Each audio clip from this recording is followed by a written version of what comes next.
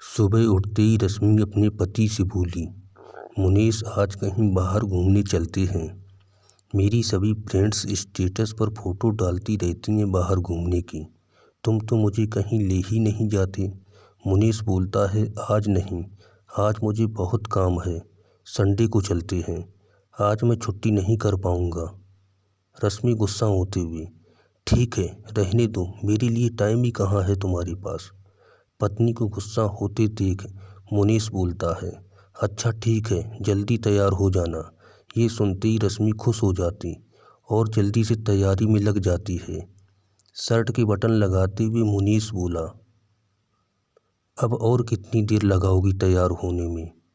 मुझे आज ही अपने स्टाफ को बोनस बांटने भी जाना है, जल्दी करो, मेरे पास टाइम नहीं है। कहकर मुनीष रूम से बाहर निकल गया।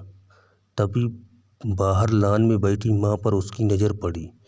वह कुछ सोचते हुए वापस रूम में आया और अपनी पत्नी से बोला, रश्मि, हम शॉपिंग के लिए जा रहे हैं। क्या तुमने माँ से पूछा कि उसको भी कुछ चाहिए क्या? रश्मि बोली, नहीं, वैसे भी अब उनको इस उम्र में क्या चाहिए यार, 2 वक्त की रोटी और 2 जोड़ी कपड़े, इसमें पूछने वाली क्या बात है? वो बात नहीं है रश्मि, माँ पहली बार गर्मी की छुट्टियों में हमारे घर रुकी है, वरना तो हर बार गांव में ही रहती है। तो औपचारिकता के लिए ही पूछ लेती, माँ को भी अच्छा लगता।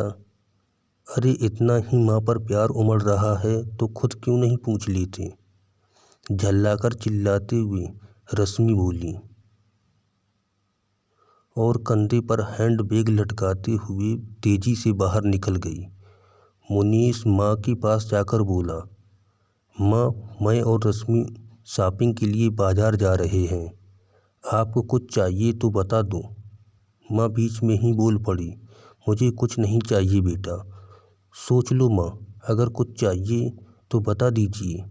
मुनीष के बहुत जोर देने पर माँ बोली, ठीक है रुक, मैं लिख कर देती हूँ, कहीं भूल न जाओ। कहकर मुनीष की माँ अपने कमरे में चली गई। कुछ देर बाद बाहर आई और लिस्ट मुनीष को देते हुए बोली, ये ले बेटा, मैंने इसमें लिख दिया है जो भी चाहिए। मुनीष ड्राइविंग सीट पर बैठते हुए बोला, देखा रश्मि, माँ को भी कुछ चाहिए था पर बोल नहीं रही थी। मेरी जिद करने पर दी है ये लिस्ट बनाकर। हर इंसान को जब तक वह जिंदा रहता है रोटी और कपड़े के अलावा भी बहुत कुछ चाहिए होता है। अच्छा बाबा ठीक है, पर पहले मैं अपनी ज़रूरत का सारा सामान लूँगी, बाद में आप अपनी माँ की लिस्ट देखते रहना। कहकर कार से बाहर निकल गई। पूरी खरीदारी करने के बाद रश्मि बोली, अब मैं बहुत थक गई हूँ, मैं कार में एसी चालू करके बैठती हूँ, आप माँ जी का सामान देख लो। अरे रश्मि, तुम भी रुको, फिर साथ चलते हैं, मुझे भी जल्दी है, देखता हूँ माँ ने क्या मंगाया है।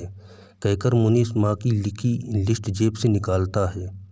लिस्ट देखकर रश्मि बोलती है, बाप रे, इतनी लंबी लिस्ट, पता नहीं क्या क्या मंगाया होगा, ज़रूर अपने गांव वाले छोटे बेटे की फैमिली के लिए मंगवाया होगा इतना सारा सामान।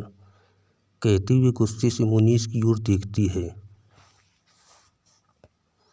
पर ये क्या, लिस्ट देखकर मुनीष की आंखों में आंसू आ जाते हैं। ये देख रश्मि बोलती है, क्या हुआ, ऐसा क्या मांग लिया तुम्हारी माँ ने? और मुनीष के हाथ से पर्ची झपट लेती है। पर्ची देख रश्मि भी हैरान हो जाती है, क्योंकि इतनी बड़ी पर्ची में बस चंद शब्द ही लिखे थे। पर्ची में लिखा था, बेटा, मुझे तुमसे कुछ नहीं चाहिए, फिर भी तुम जिद कर रहे हो तो तुम्हारे शहर की किसी दुकान में अगर मिल जाए तो फुर्सत के कुछ पल मेरे लिए लेते आना। मुझे अब इस गहराते अंधेरे से डर लगने लगा है। डर लगता है मौत को देखकर, जो दिनों दिन नज़दीक आती जा रही है।